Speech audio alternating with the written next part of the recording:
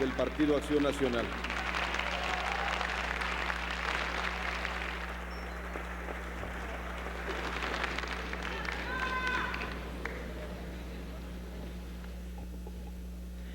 Con el permiso de la Presidencia, a nombre de los grupos parlamentarios, de senadores y diputados, hago uso de la palabra con objeto de establecer, de cara a la nación, los compromisos que asumiremos en este año legislativo. En esta sesión del Congreso General se da inicio al último año de esta legislatura que ciertamente ha logrado en sus 2 primeros años concretar reformas de enorme trascendencia para el país que mejorarán el potencial de crecimiento económico en el futuro y, en consecuencia, el bienestar de los mexicanos. El Partido Acción Nacional ha participado con entusiasmo, generosidad y creatividad en todas las reformas. Lo hicimos por obligación con México, sin cálculos políticos y sin mezquindad. Apostamos porque le vaya bien a México, independientemente si le va bien al gobierno. Ya se ha dicho aquí mismo en esta tribuna, el Congreso ha cumplido y ha cumplido bien. En esta legislatura ha existido madurez y altura de miras para sacar las reformas que el PRI, como oposición con los mismos actores, le negó a México y a los mexicanos. Para nosotros, a diferencia de la afirmación del presidente, no ha terminado el ciclo reformador. Entre nuestras prioridades quisiera destacar 3. Primero, la reforma anticorrupción. Sin duda, esta es la más urgente, porque en esta administración se ha desmantelado el sistema de control que se ejercía a través de la Secretaría de la Función Pública. Al inicio de la administración, en la iniciativa presidencial, se propuso la desaparición de esta secretaría. El PAN no aceptó y quedó que solamente desaparecerá una vez que se cree un nuevo órgano de combate a la corrupción.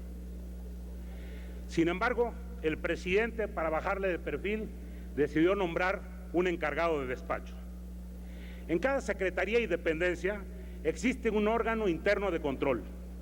Este órgano interno de control antes era dependiente de la Secretaría de Función Pública y era la Función Pública quien designaba al titular. En esta administración se transfirió la designación a las propias dependencias. Es decir, cada secretario nombra a alguien de su confianza para que lo vigile y lo cuide. Queda claro que para los funcionarios de esta administración la corrupción es un tema cultural, como el propio presidente lo ha declarado.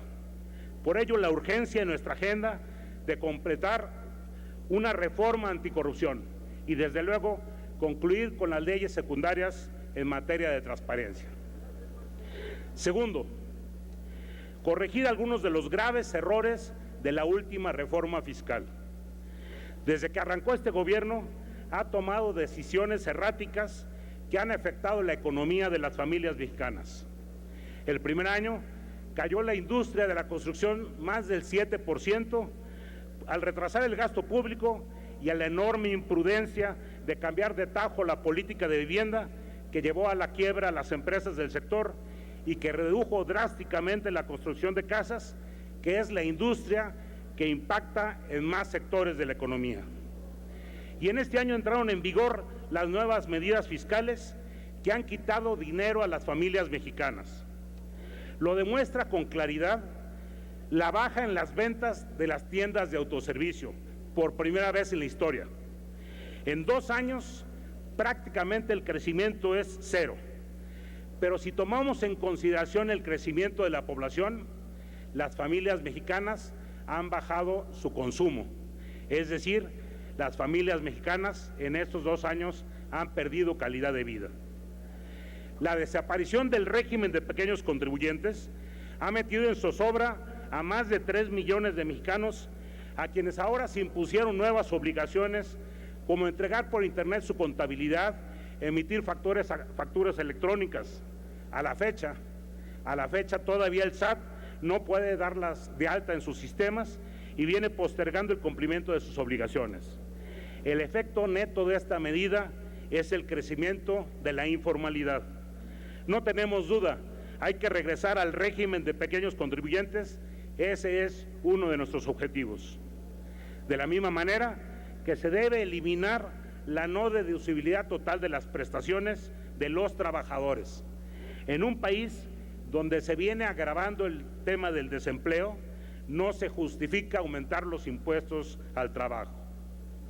Tercero, una reforma constitucional al artículo 123 para que exista un salario mínimo digno.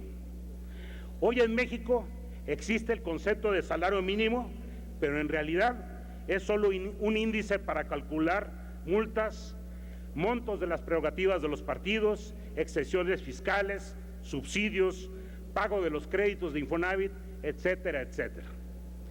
Queremos que exista expresamente en la Constitución la prohibición de utilizar el salario mínimo como referencia para cualquier tema que no sea remuneración de los trabajadores, porque solamente de esa manera podrá irse estableciendo un salario digno que cumpla con lo que ya prescribe la Constitución, que alcance para el sostenimiento de una familia.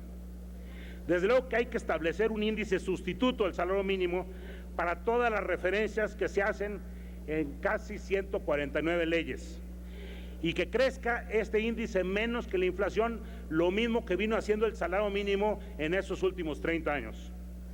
La iniciativa ya la presentó el Partido Acción Nacional la semana pasada.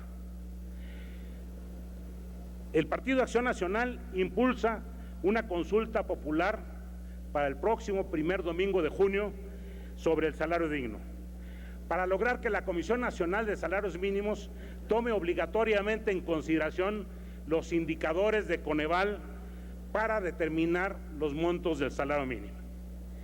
El PAN, desde su fundación, asentó en su documento de principios que el trabajo no puede considerarse como una mercancía, que no podemos dejar a las fuerzas del mercado determinar el mínimo que se debe pagar por una jornada de trabajo.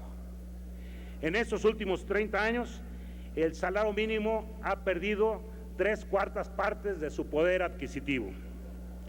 En este tiempo, la productividad nacional ha crecido más del doble.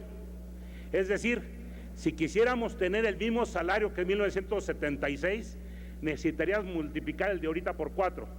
Pero como la productividad se ha incrementado a más del doble, debíamos de multiplicarlo por otros 2, es decir, por 8.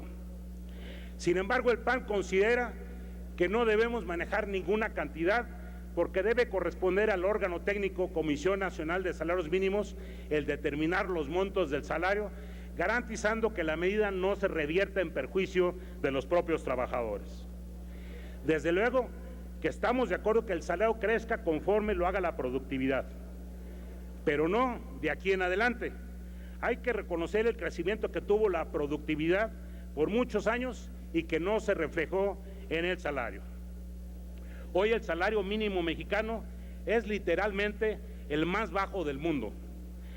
Regresar a que sea un salario digno es un imperativo de justicia social que no podemos soslayar. Apostamos a que en el debate sobre el tema del salario digno reevaluemos la importancia del trabajo, que es un derecho humano y no una mera actividad económica. Es uno de los medios a través de los cuales los seres humanos nos perfeccionamos y trascendemos. El Congreso de la Unión ciertamente tiene la función de hacer y modificar leyes, pero tiene otra función de mayor importancia, la función de control, el ser contrapeso del Ejecutivo, la función de vigilancia del Gobierno. No cabe duda que en este tercer año, mucho del tiempo que los legisladores del PAN disponemos, lo dedicaremos a dar seguimiento a las acciones de gobierno en todos los temas. Es nuestra obligación. Por ejemplo, en materia de seguridad, seguiremos comprometidos con la ciudadanía más allá de los discursos y cifras oficiales. La terca realidad en muchas ciudades y comunidades los desmienten y nos muestran un crecimiento de los delitos que más lastiman a la gente: el robo, el secuestro, la extorsión. Desde luego que seguiremos con interés y vigilancia la implementación de las reformas recién aprobadas, atentos siempre a denunciar corrupción y manipulación que reducirían el potencial de mejora del bienestar de los mexicanos a través de estas reformas. Decía nuestro compañero, bien recordado, Alonso Lujambio, que el PAN está llamado a ser la fuerza política que fortalezca la democracia y la haga socialmente útil.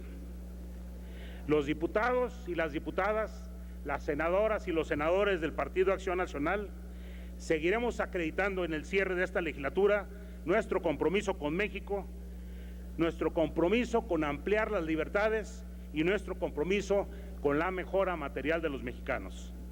Este Congreso, particularmente el PAN, le han dado a México reformas que este país requiere. Ahora nos corresponde vigilar que el presidente no las desperdicie. México no lo merece. Es cuanto.